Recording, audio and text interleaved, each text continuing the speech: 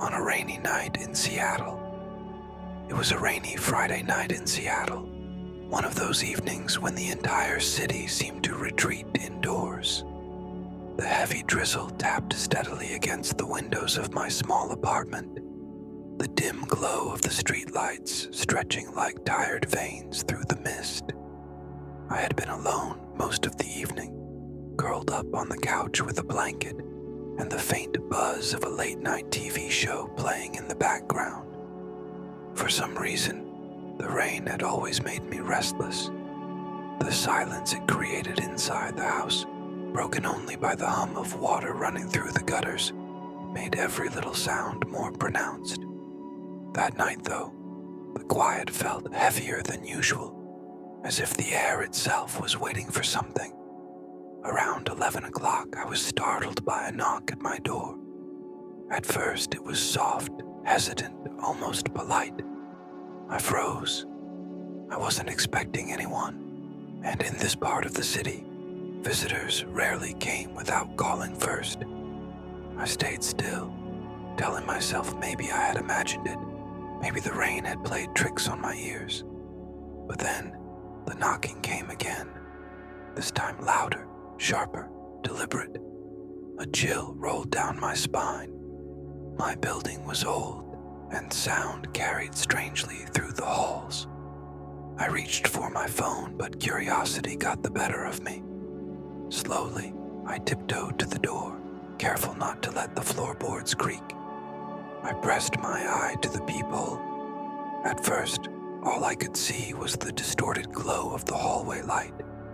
Then, a figure shifted into view. A man stood there, drenched from head to toe. His hood was pulled low over his face, water dripping steadily from the brim onto his jacket. He wasn't moving, just standing unnaturally still, as though he knew I was watching him from the other side. "Who is it?" I asked, my voice firmer than I felt. The man tilted his head slightly, but he didn't respond. He just stood there, breathing heavily, shoulders rising and falling in slow, exaggerated motions. The silence dragged on for so long that I started to wonder if he had even heard me. Finally, he spoke. His voice was low and hoarse, like someone unused to talking. "Can I come in?" The words made my stomach twist. I didn't know him. I had never seen him before in my life. My instincts screamed at me to shut the door, to back away, to call someone, anyone. But something about the way he spoke, the calmness in his tone despite the strangeness of the request, rooted me to the spot. "I think you have the wrong apartment," I said cautiously. He didn't move. He didn't argue. He just stood there silent again, the rain dripping off his clothes and pooling on the floor outside. The longer I looked, the more wrong everything about him seemed. His posture was stiff, unnatural, almost mannequin-like. His head remained tilted at an odd angle, as if his neck couldn't quite support the weight of it. Then, without warning, he leaned forward and pressed his forehead against the door. The hollow thud echoed through the apartment, rattling in my chest. I jumped back, my hands trembling. He stayed like that, resting his head against the wood, whispering something I couldn't quite hear. I strained to listen, my ear closed but not too close. The words were garbled, wet with rain, and muffled by the barrier between us.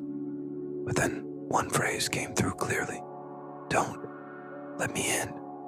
I froze. My breath caught in my throat. He wasn't asking anymore. He was warning me. His whisper carried a strange urgency, a desperation that made no sense.